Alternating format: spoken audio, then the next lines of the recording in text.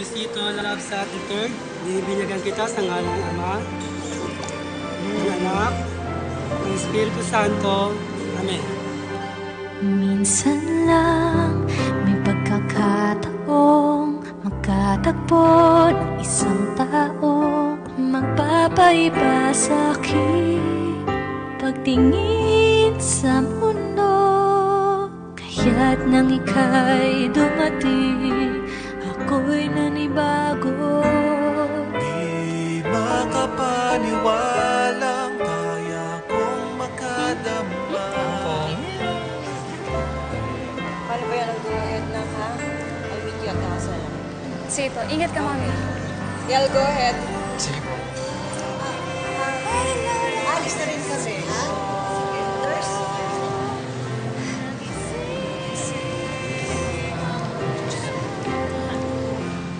Mari! June, kung may time ka, bisita ka naman sa atin sa Rizal. Isama mo na rin si Baby Third. Sigurado matutuwa si Lola. Rachel, congrats sa binyag. Thank you. Ayan, muna na kami pare. Mag-ingat kayo malayo-layo pa yung biyahe nyo. Oo nga tsaka excited na rin nung makita yung mukha ni Aling Lara. Siguro sila nanay nasa bahay na, no? Gusto mamaya ako sa Rizal. Kung babalik ka lang sa Rizal para kay Aling Laura, di ba galit nga yan kay... Bakit naman hindi? Mali mo naman yung bagong loob ni Aling Laura sa inyo. Makita na si Baby 30. Diba? Wait lang. Isasama niyo si Baby 30 kay Nanay Laura? Ano ba naman itong nangyari dito? Ay, nako. Pasensya ka na, Alfred. Ano ba ito? Ay, nako. Anong gusto mo? Soft drinks? Juice? Anak, bumili ka nga sa tindahan, Hindi na. Huwag na. I'm okay. Ako naman, umalis na ako sandali dito. Pinabayaan na yung bahay, oh. Mamaya na. Ikaw naman. Mamaya na. Karating mo lang. Nay, sino ba maglilinis ng bahay?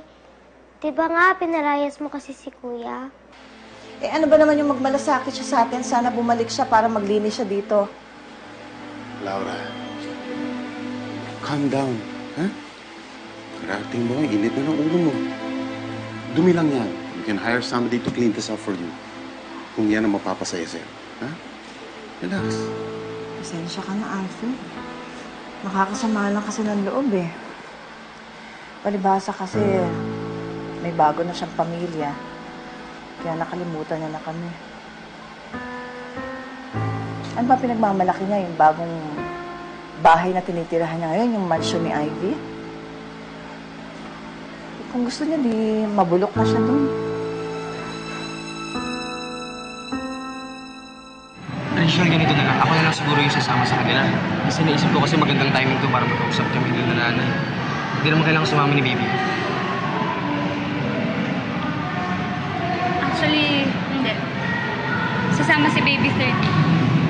Pati ako na rin sasama ako. Maybe this is the right time para ayusin na natin yung mga bagay-bagay kay nanay. Tsaka tama rin si Kuloy. Malay nyo, napataw na tayo ni nanay, di ba? Kapag nakita niya kung gano'ng ka-cute yung apa niya.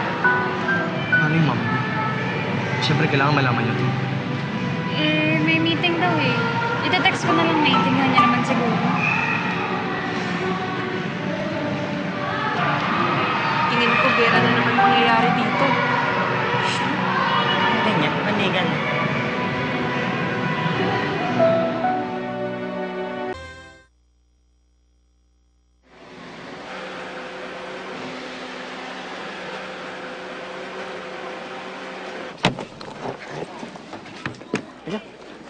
Dahan. Ulo.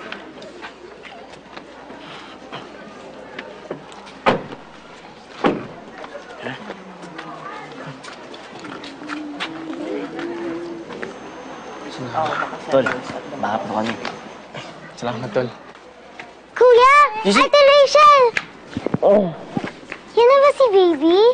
Baby 30, meet your Tita Gigi. Hi, Baby 30! Kailan? Asan yung magaling na lalaking tumulong kay nanay? Bumalik muna dun sa bahay niya. Si nanay. Ang kapal din naman ng mga mukha ninyo, no? Bakit pa kayo bumalik-balik dito?